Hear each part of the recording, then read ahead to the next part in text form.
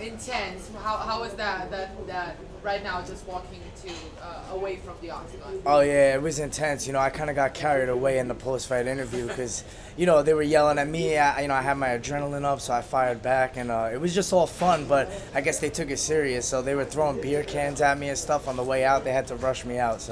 But I'm good. Everything's fine. Was it scary though? Like you seem to be taking it in stride, but. No, I honestly, I was telling my brother, like, I wasn't nervous at all when I got in there, and I was nervous before this trip, like envisioning everything. I was like, man, Brazil, I'm fighting Iuri, this is gonna be crazy. But once I got here and I settled in, I got in the cage, like I felt at home. I was like, this is nothing, like I'm having fun, and it was an amazing experience. Are you surprised that you're such an early finish over a ranked guy in your UFC debut? Yeah, I'm surprised and I'm not surprised. I believe in myself, like I believed I belonged here a while ago, but, I took a few losses early in my career and I bounced back. I hit a mental switch and I said, that's it, like no more losing. Like I got to take this to the top. This is my dream. So, when I came here, I knew, I was motivated by the fact that Iuri's number 13 in the world. And I want to put myself in a spot to fight a top 10 guy right away. I'm 30 years old. I want to fight the best guys right now, Do you have plans to fight in Brazil again? I would love to fight in Brazil again. Yeah, this was a cool experience. I went to see the Christ statue, and that was amazing views over there. So I had a good time. Brian, he did say, building up to this fight, that he expected someone ranked higher, and he wasn't happy with the guy that they chose to match him up with. Do you think he underestimated you?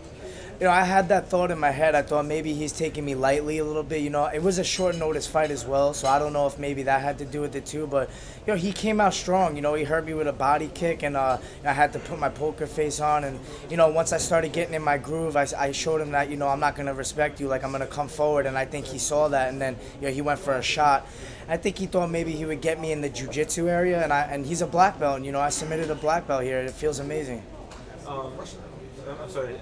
You riled up the crowd, and then you started yelling at the mic. So did you notice, like, okay, this is an opportunity to make my case, to state my case, use this to my advantage? Yeah, I was like, I heard them chanting, I heard them booing, and I kind of fired back. But I was like, man, I shouldn't have done that, because now Dana White can't hear me while I'm talking, asking for that 50 G's, because they were so loud that I was like, does anyone even hear what I'm saying? Because what I was saying in my post-fight interview was so important. I want them to know what I want. So, I beat number 13. Numbers don't lie. Give me a top 10 guy. That's what I want to do. If you get this money, what are you gonna do? Well, I gotta take my girlfriend out somewhere. First come first. It's hard to deal with fighters. It's a pain in the ass. Like I'm always irritated. Cutting weight and everything. I can't go out. I'm always staying home. So that would be the first thing. But I save my money. I'm trying to move out of my parents' house. I'm 30. It kind of sucks.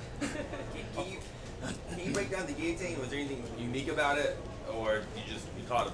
No, it's one of my strengths, and I felt him go for the shot. He left his neck out, and it's kind of like in the scramble position. He was trying to keep me down. I was getting up. I was pulling my legs out from underneath him, but he kept driving forward, so he kind of put himself in. And once I had it, I locked it in tight. I knew it was over. That's my go-to move. So. Were you surprised? Of course, you were confident you were going to win, but were you surprised how fast you were able to win? I was surprised only because the way that I had it, like I'm pretty much an expert with that one move, like that's my thing. So like the way that I felt it, I was like, I don't know if I have it all the way. It was kind of under his chin, but it was like it wasn't under his neck. But the way I squeezed, I think, was why he tapped so quick. I have like a tight squeeze, and I think that got him. I was surprised it was that fast, though. You look like you surprised the ref. You were screaming at him, or? I had to tell the ref twice because he didn't see the first tap. I don't think. I was like, he's tapping. Like I didn't want to let go, but I was like, the fight's over. Let's go. I think the second time I said it, he stepped in. You mentioned as a Long Island card next month. Is that your plan right now? Yeah, like I said, I'm 30 years old. I want to stay active. I want to be the Donald Cerrone of the bantamweight division. I want to keep getting fights, make as much money as I can, and, see what I could do at, in the top 10. I think I should fight at home. I came to Brazil. I did them a favor. I fought their hometown guy. He's number 13. Give me someone in my hometown. So this he's starting in 6 weeks. Your plan now is just take a week or two with your girlfriend and then start a training camp again. Exactly, yeah. I'm not one to veer off the path. You know, I keep my diet clean. I keep my training. You know, I train twice a day. I don't really, even on vacation, I'm like up early in the morning while my girlfriend's sleeping, going for runs and stuff like that. So, you know, I'll be ready. You mentioned you want the Sharks. You want to go straight to the top 10. Do you have any names?